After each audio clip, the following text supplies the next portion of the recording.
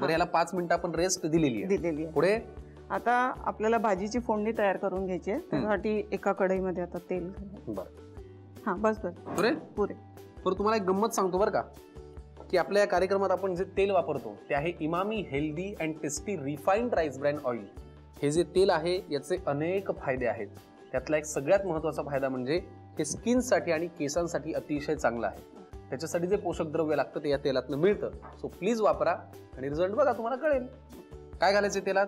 आता तेल तापलेलं असेल त्यामध्ये आपण मोहरी टाकूया. जिरे हिंग,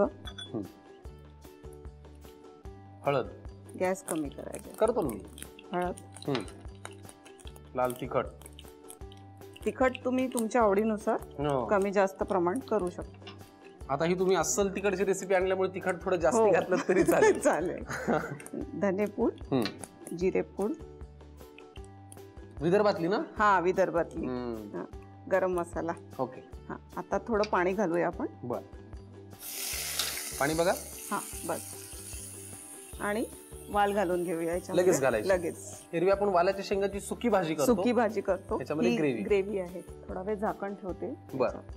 मळलेल्या पिठाचे फळं तयार करून घेऊया. ठीक आहे.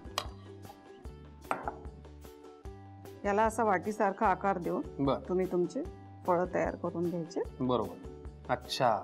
आणि हे जे मळलेल्या पिठातले फळं आहेत ते नंतर या भाजीमध्ये शिजवायचे. येस. आणि हे भाजीत सोडायचे म्हणून याचं नाव आहे वालाच्या शेंगातील फळभाजी. असं आहे मंडळी.